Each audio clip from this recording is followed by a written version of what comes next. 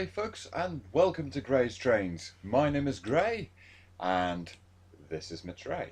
So today we are taking the Caledonian 812 on a scenario which I've created called the Kukubri Stopper. I've been wanting to do this for a little while. It's looking like a rare day today in Kukubri. It's looking like a rare day here in Kukubri. Today you are taking McIntosh 3F 57623 on an all stops passenger train to Castle Douglas. Begin by coming off shed and coupling up to your train on the platform. Key dookie, bookie. Got to put on an accent, haven't you?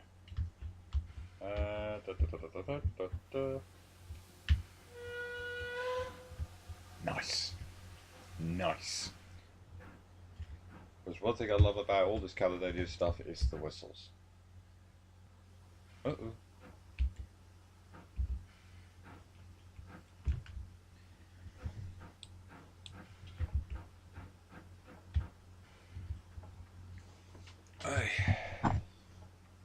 Just these things off my desk.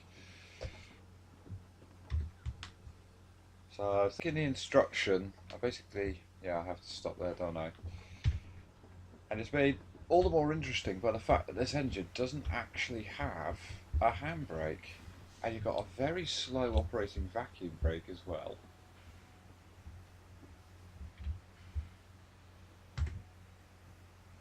Oh, stop too short, stop too short.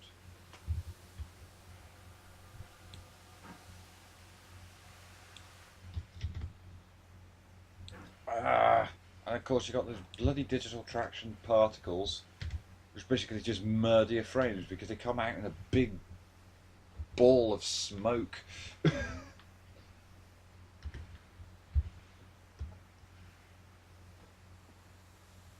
stop.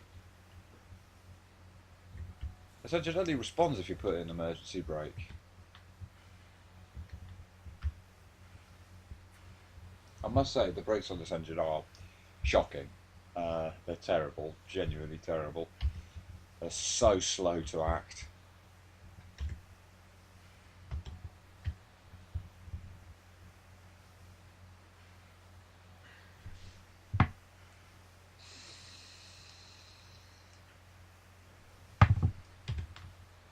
Okie dokie.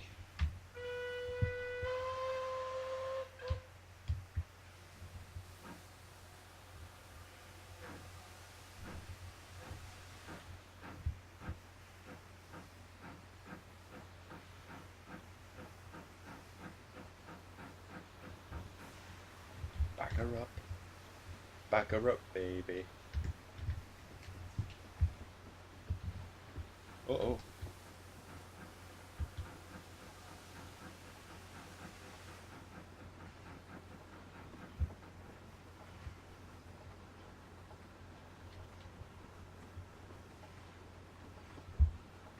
And this is the thing as well, with a brake, you'd think, oh well, if it's that slow, you just use the handbrake, surely.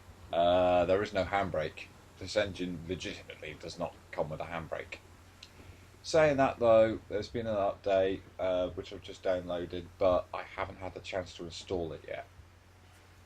So maybe some of these gripes are covered in that. So. Ooh.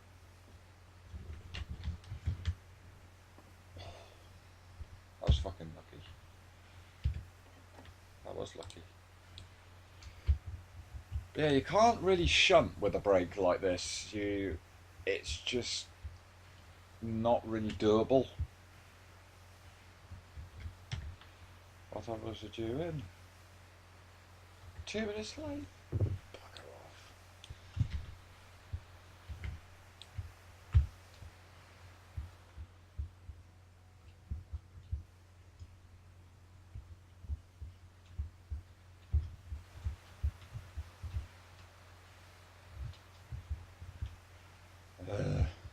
Hate the block shadows. Block shadows are evil. They were created by Theresa May's government just to make us miserable. I'm feeling awfully controversial today.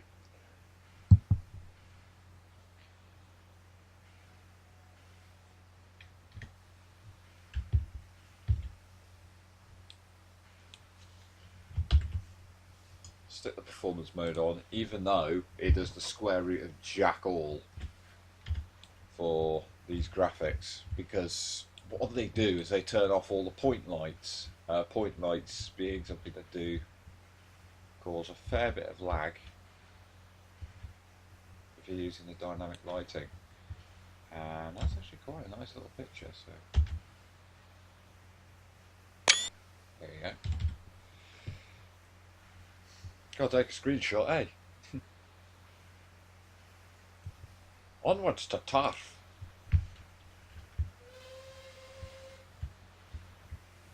I just hope at some point we get a Noot.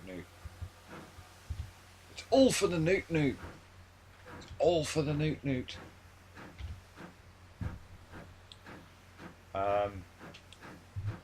Okay. Water, why are you on?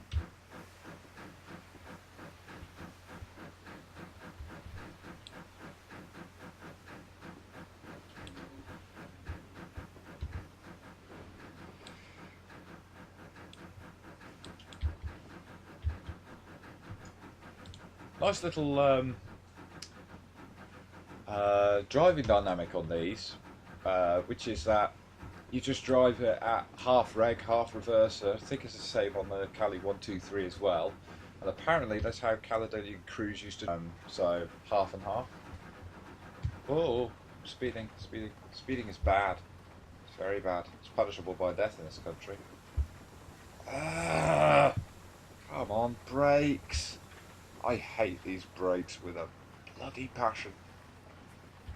They're so slow.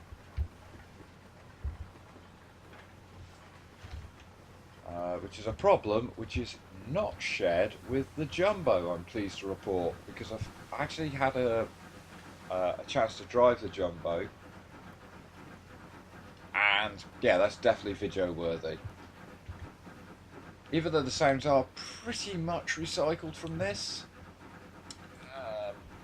the overall physics are generally very good, and it's nice to have a Power Class 2 060 goods engine, which is very well finished, very professionally made, and just a really nice item for DLC. I've got to say that about Kris's stock, is that I don't think he's really made a bad one yet. I say yet.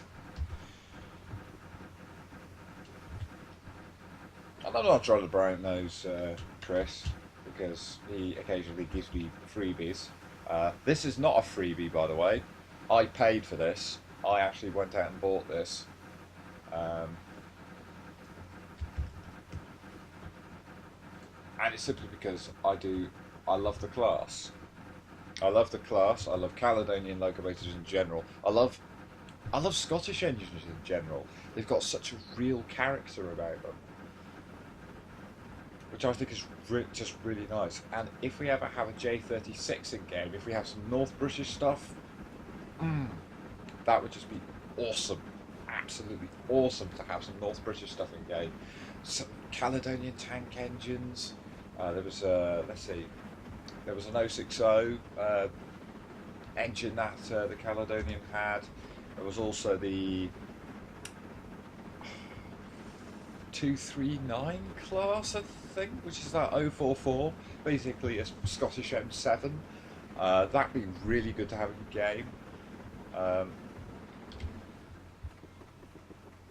Though Kris does seem to have a bit of a tendency to sort of do more than one engine at once, so you're never really too sure what he's going to release next. I have a sneaky suspicion it's a Caledonian, because he's been working hard at that. He's come up with more liveries for the Caledonians, but he's also been modelling a J72 and the J17 and the Donalastair as well. He's been working on one of those, and he's been doing a 239.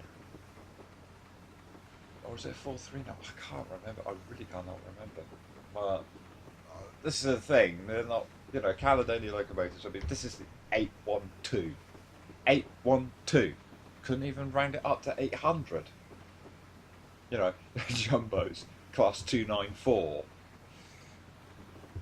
The Caledonian have a very no-nonsense approach to the classes of their engines. Oh, we'll call this the class 1069. It's very much of that sort of attitude.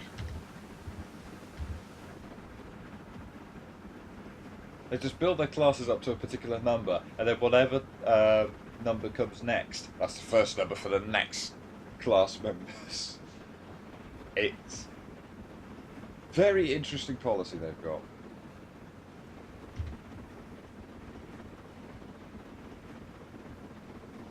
By Joes, I think I'm going to be on time.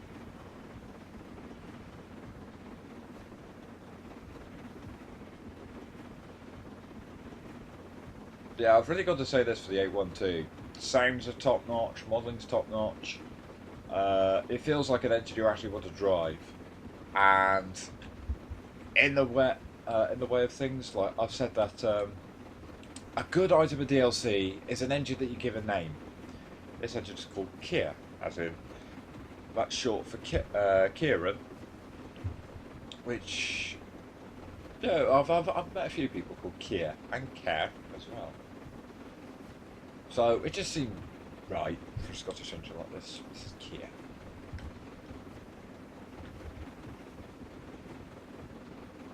Come on, chuff chuff. Come on, Kia. Why do I have a sneaky suspicion I'm not going to get Noot in this video? Because this engine does go Noot. It does go Noot. Everybody knows Noot is my favourite whistle. I love the Noot. Give me Noot. Noot!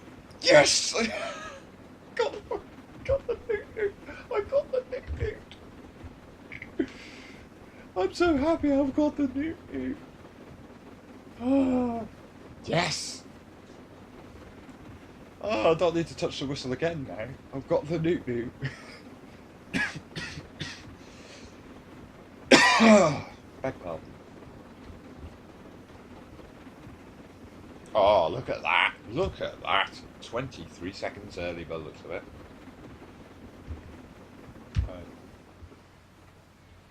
Brag off. Yeah, it's weird how the camera just sort of jolts a bit as soon as you get into the cab view. This is just a brilliant cab view though. Got another Noot. Oh my word. Yeah, this is a bloody brilliant cab view here. Because, I mean, come on. This is great for filmmaking purposes. This is awesome. This is a brilliant cab view here. Right. Come on, brakes. The brakes are asthmatic.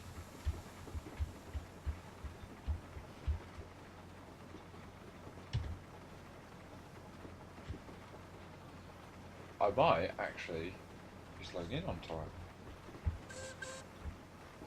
I also like how, because it's based on the cab view, it all wobbles about a little bit. If you notice, it's wobbling about. I like that. In fact, that's what I like about this as well, because it's right here. Look, the engine's wobbling about, like it would in real life. I think that's a really good way around the problem, which a lot of people, well, that train sim has, which is that you can't really accurately replicate like the engine sort of swaying and lurching from side to side. But actually having an external view that's based from a cab view, because the cab does joggle a little bit. I think that really helps to make, just makes the whole thing a little bit more immersive, I think. And bugger, don't overrun. Oh, I'm going to overrun. Bugger! Jesus. That's what, oh, Jesus, that's not acceptable. That's just not acceptable. Now I have to wait for the brakes to release again, and the brakes are bloody... Oh, wait. The brakes are quicker bloody releasing than they are applying.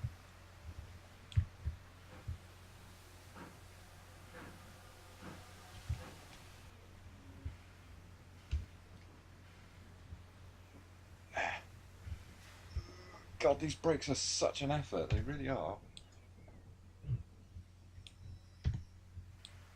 It's never going to be perfect to this platform anyway. I just want to get as many coaches in there as possible. Oh, thanks.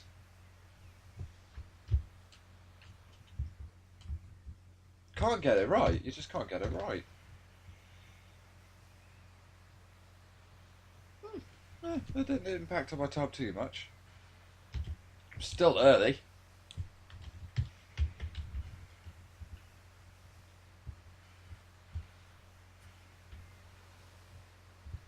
Because this is on the level.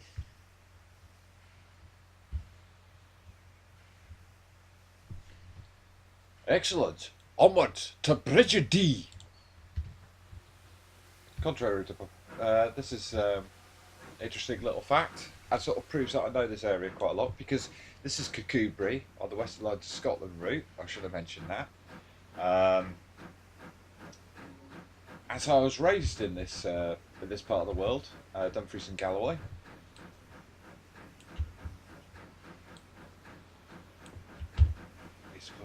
Yeah, put some water in the boiler. Yeah, I was raised in this part of the world, and I know that Kirkcudbright, you go to it, and it has a sign saying it's an artist's town. I'm not sure whether it really is or not, but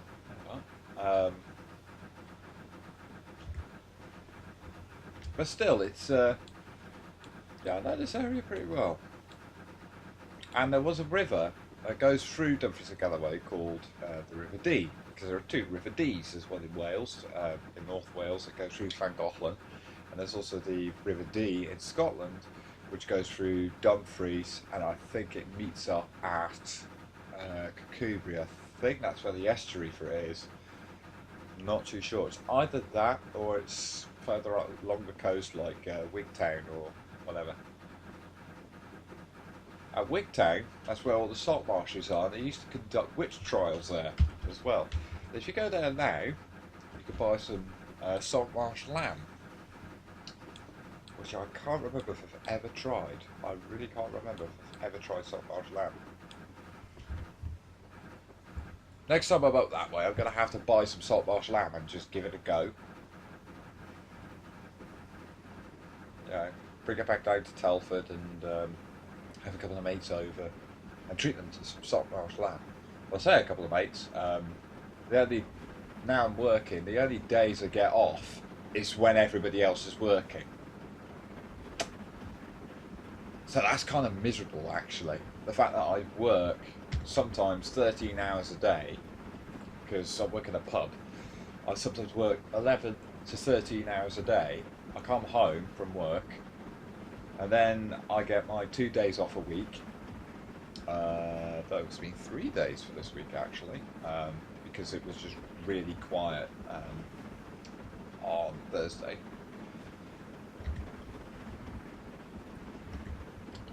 But yeah, it gets, I get my days off, and then everybody's working. No, I can't go out and see anybody or anything, and it's actually kind of lonely. It's quite lonely, especially seeing as you're working all the time and you're with people who only ever really talk about work. You come home and you want to relax, you want to unwind and just chill, and you want to meet up with some friends, like everybody does. When they have their time off work, they go off and they go and see their friends and such. And I don't have that position.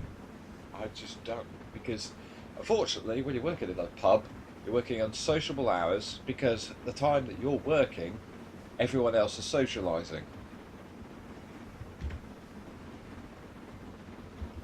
It's a shame, and that's just the way things are, unfortunately.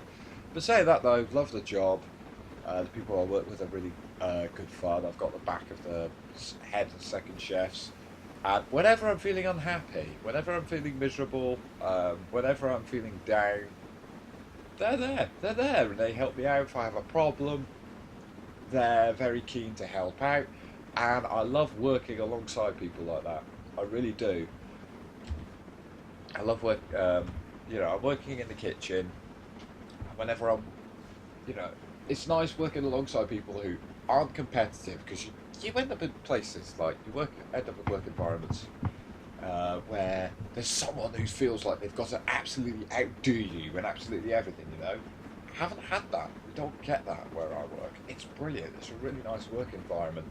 Got a manager who's really hands-on. He likes to get in and do things. All round nice guy as well. And that's quite pretty.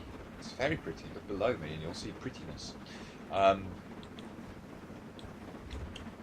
yeah, I've got a really cool manager, a really nice friendly guy called Mark, and turned up to give him over my bank details so he could start paying me. And he had a Portal t-shirt on. Obviously that doesn't mean an awful lot to me. Well, it kind of does, because I know about Portal.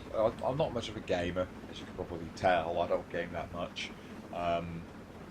But it's nice, sort of, it's kind of nice seeing a little bit into his world, if you know what I mean. Just by the fact he was wearing a gaming t-shirt, I was more aware of what he does in his spare time. And that kind of humanises him a bit. And I actually, last night, as soon as I finished shift, I sat down and I had a drink with him. Nice guy, nice friendly guy.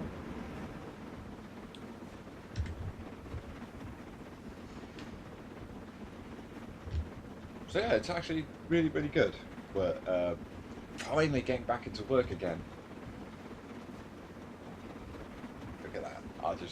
That's brilliant. So I kind of like that as well. The fact that we've still got the whistle steam in this view as well.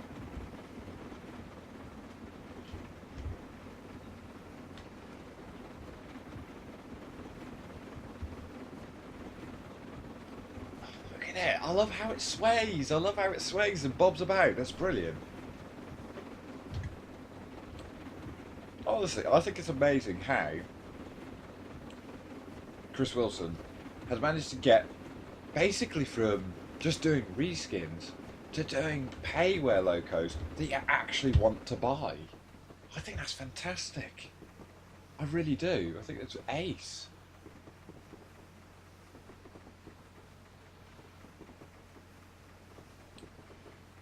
Because, I mean, we're kind of looking at this like, with James Horrocks, for example, JH5500. I know I said I wouldn't slag off people, but this isn't really a slagging off, this is more critique. Oh, I should just say as well, if you know, you can see just the attention to detail that Kris put in. The coal load, he's actually put in individual lumps on there, which is awesome. I think that's a really cool touch. Not many people do that with a coal load, because it ends up just looking like, basically like a crinkled piece of paper. Well, barely crinkled piece of paper, really. But he's actually got to the effort to make it look realistic. This is something I do like about Kris Wilson. With Horrocks, though, you get the sneaking suspicion that, well, I mean, I've got the E2 and I got the J15, and just from those two engines, I've decided I don't want the Hunslet Fitzwilliam. And I think it's also because I watched the promotional video for it, and where it said that the sounds were recorded off Ring Hall, I just went, no they're not, no they're not. The exhaust sounds exactly the same as the E2, just the pitch has been changed. The whistle sounds the same as the E2, but the pitch has been changed. It's that kind of thing, and it's kind of cheap. I mean, basically, the way to look at a lot of Horrocks' stuff, and this is quite a bit of a slag off, really, so I do apologise, but a lot of Horrocks' stuff they seem to be doing It's overpriced freeware. That's what it feels like.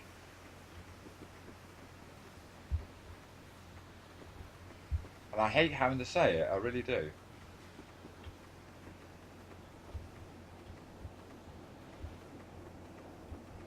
Right, can we actually stop in the right place? I'm doubting it, still doubting it, really doubting it now. I don't think I'll be able to get the whole train in this platform anyway. No.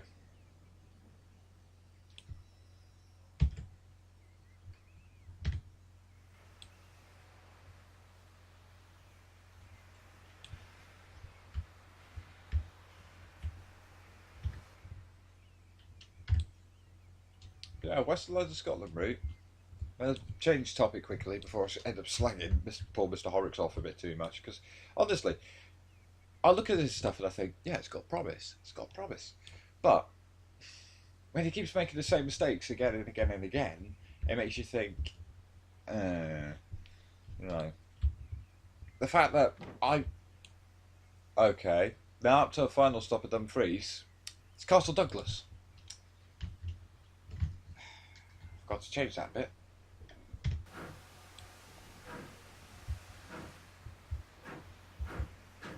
Oh, let's second valve it. Oh. Can't really, it doesn't change the zone.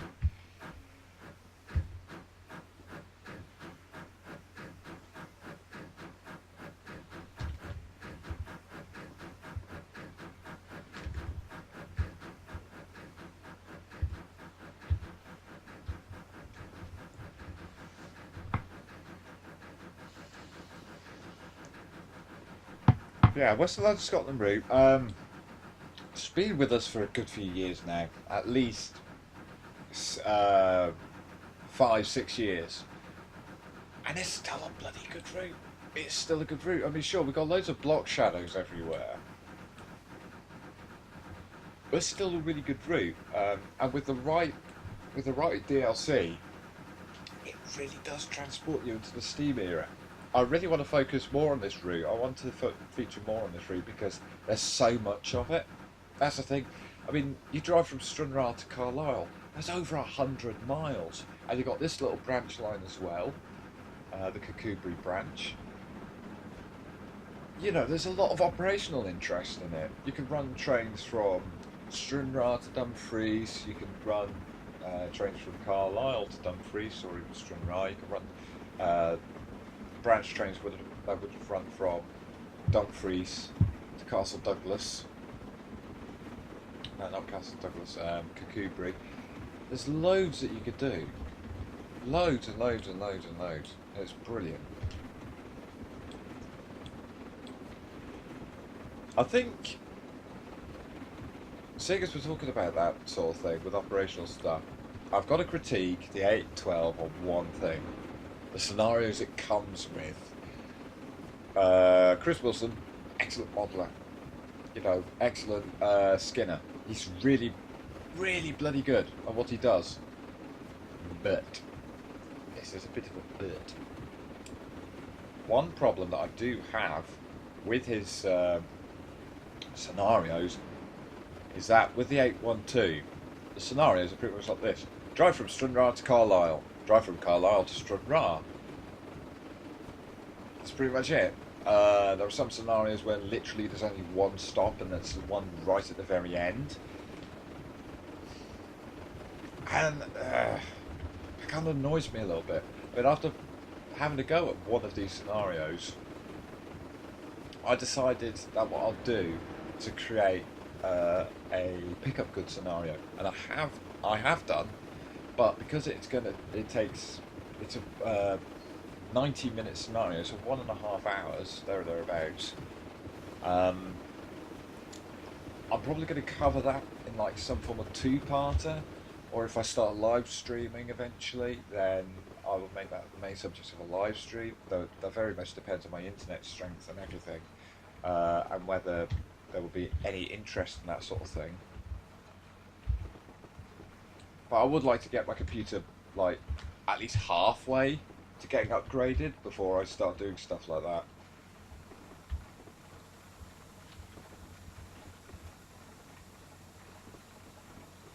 Come on, brakes, why are you so slow?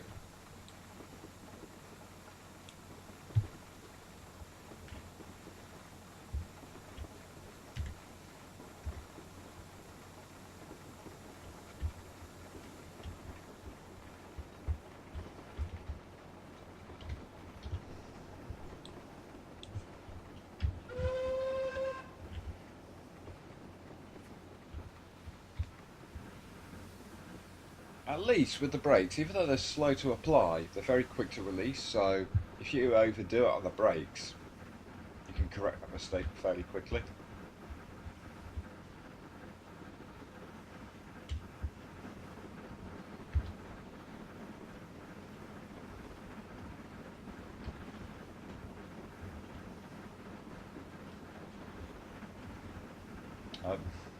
Just looking at the distance, we've got yellow, which means we've got a red later on.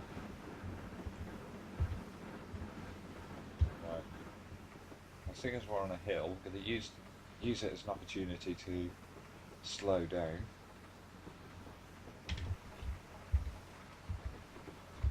I mean, look at that. That's another interesting view where you see all the motion going round. I think that's really cool. I think my plan might be working.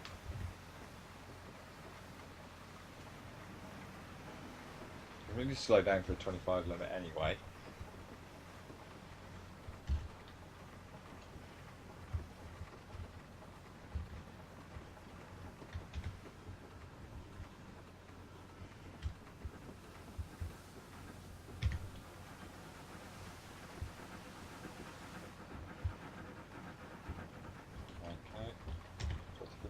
Top of the hill.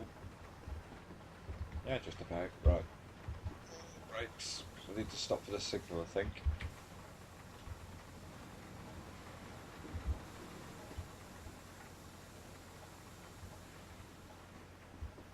Okie dokie, pick a pookie.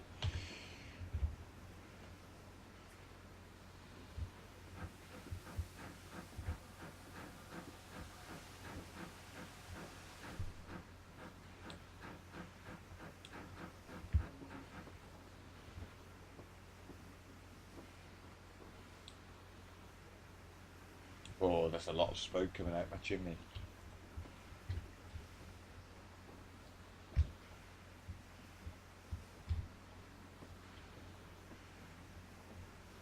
So here we go, just creep up and then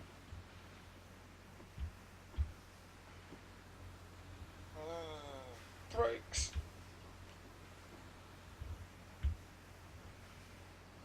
Sugar, sugar, stop, stop, stop, stop, stop, stop, stop, stop, stop, stop. Oh, God, that was close.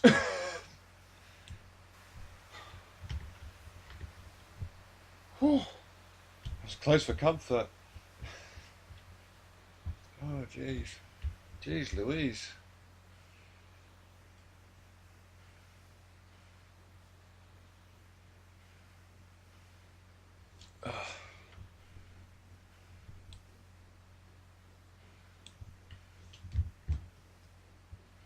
That I like. I like animated cab controls in external view. That always makes me happy. Yeah, makes me happy. And there we go. It's Black 5. This is one of the Black 5s that comes with the what's it, in the Steam Sound Supreme LMS pack. It's just got one of the Ian Riley tenders on it. So you got decent sounds, you get decent particle effects, and you got decent textures as well. I'm fully aware that the Bossman Games Black 5 is out and it's taking the world by storm. Not for me, it isn't, because I'm put off with Bossman Games products, and eventually I will show you why. Because there's one particular engine which I really want to talk about. Even though I said that I would not be slacking people off on this channel, or developers. Noot, noot. Bossman Games is a developer that really should have known better. They really should have known better, but they didn't, and they ended up making an engine which is just virtually totally undrivable, where it's only really fit for AI.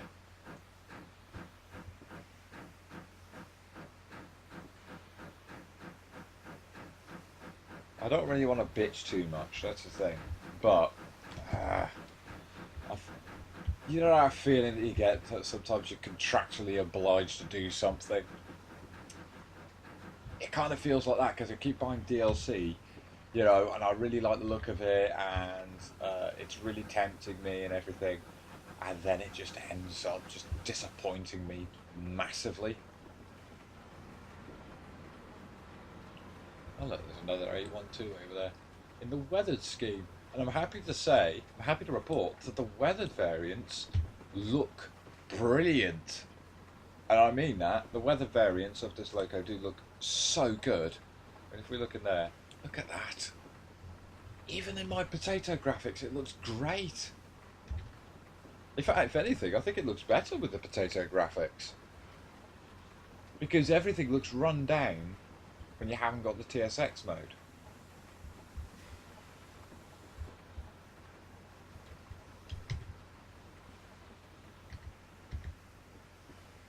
Come on, are we going to... Well, we'll already be late. I don't like it when I'm having to use the brakes to the point where it actually says emergency on the brake application. Well, anyway.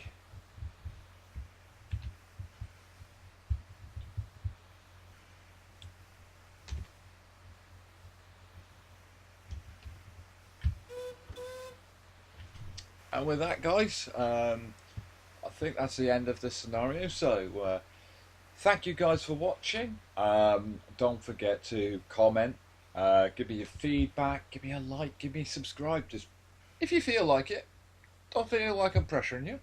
But yeah, guys, this has been Grace Trains, and I hope you've enjoyed this episode. Oh, there we go.